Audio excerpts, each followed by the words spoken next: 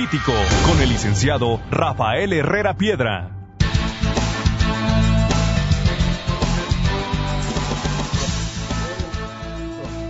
Buenos días, bienvenidos a Análisis Político Televisión en su concepto de Canal 10.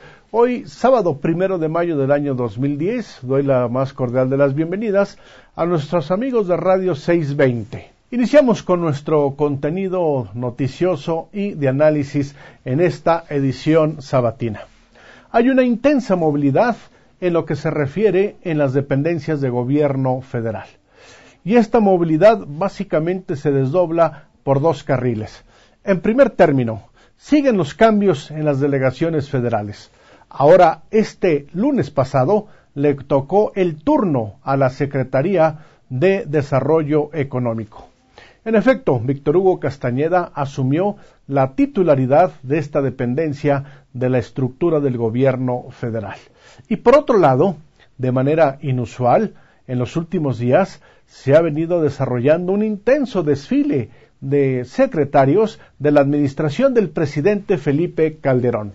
Por ejemplo, el viernes pasado estuvo aquí el secretario de la Reforma Agraria. Y el martes pasado hizo lo propio, pero en la región lagunera, el secretario de Desarrollo Rural. Y este miércoles regresó a Durango el secretario del Trabajo. ¿A qué se debe esta movilidad política de los funcionarios del gobierno del presidente Calderón? A juicio de nuestra colaboradora Indra Muñoz, uno de los ejes de esta movilidad es un propósito de carácter electoral.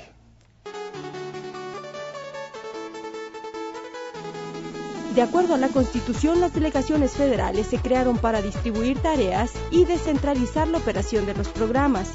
Anualmente nos cuestan 55 millones de pesos y no las pocas veces funcionan como brazo electoral del PAN.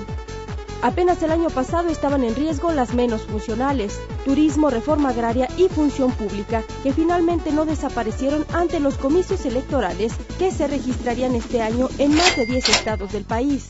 Las delegaciones federales sirven en la medida que cumplen con una tarea administrativa y fallan cuando agregan a su quehacer la tarea política. En año electoral, los números levantan suspicacias.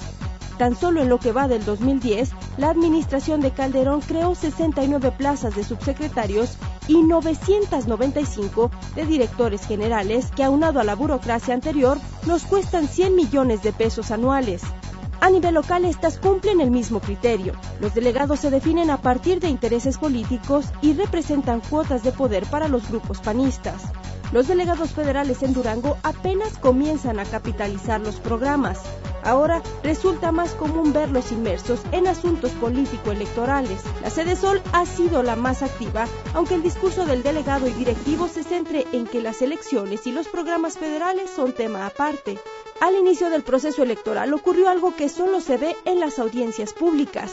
Todos y cada uno de los delegados federales se reunieron para prometer que no habrá desvío de recursos.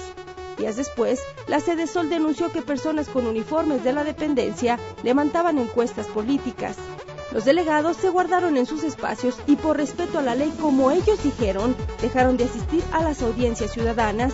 Sin embargo, el tema electoral es cotidiano, y es que el pasado 26 de abril, delegado y directivos de Sedesol firmaron una manta en la que se comprometieron a algo que supuestamente están obligados a hacer: respetar la ley y no desviar recursos o programas sociales en bien de partido o candidato.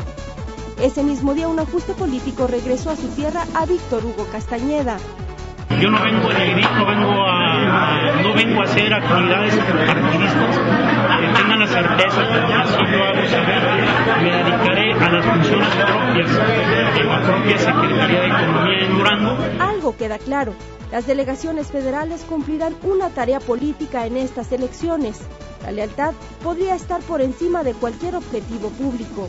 Pero, ¿realmente es posible evitar su uso político? Juzgue usted. Como siempre, tiene la mejor opinión. Para Análisis Político, Indra Muñoz.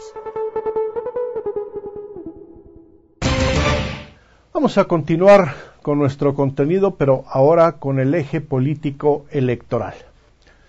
A principios de esta semana, el candidato del PRI al gobierno del Estado, Jorge Herrera Caldera, acudió a los arcos del Congreso del Estado con el propósito de hacer llegar a los diputados de la fracción del Partido Revolucionario Institucional su propuesta para derogar el impuesto de la tenencia de automóviles a partir del ejercicio fiscal del 1 de enero del próximo año. Evidentemente que el tema de la tenencia de automóviles ha sido uno de los ejes que ha provocado controversia entre quienes aspiran a gobernar nuestra entidad federativa. Un poco atrás, el candidato de la oposición, José Rosa Saizpuro, también ha hecho de este tema una de sus principales banderas. Iván Barrios, en el trabajo que a continuación le voy a presentar, nos manifiesta cómo el asunto de la eliminación de este gravamen ha sido objeto de controversia, particularmente en reconocer quién es el padre original de la propuesta de quitar este gravamen. Vamos con este material.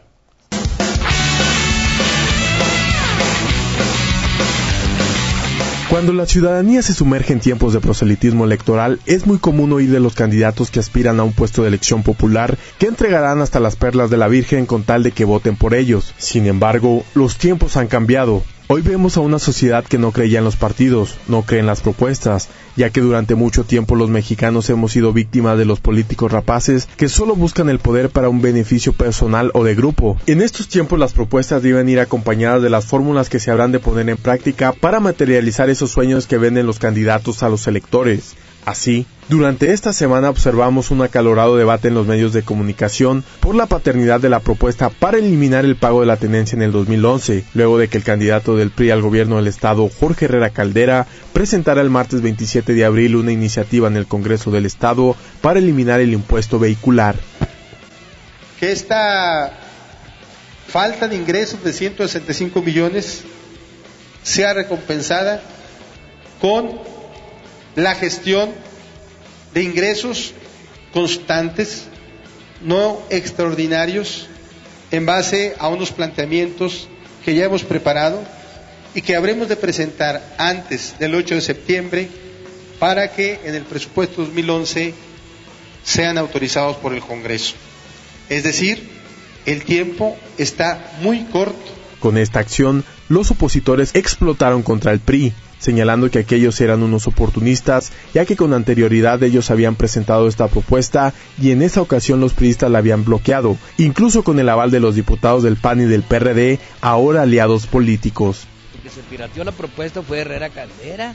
Aquí está, esta es la ley de ingresos, te repito, del Congreso, la que se votó ahora en el 2000, a finales de diciembre, para que no se pagara el refrendo en este año, en el 2010. Y luego le voy a dar la votación. Se somete a votación en forma económica y el diputado secretario René Carrión dará cuenta de los votos. Se vota. 18 votos en contra del PRI, 17 del PRI, algunos que le ayudaron, ¿verdad? 1 a favor, nomás el mío.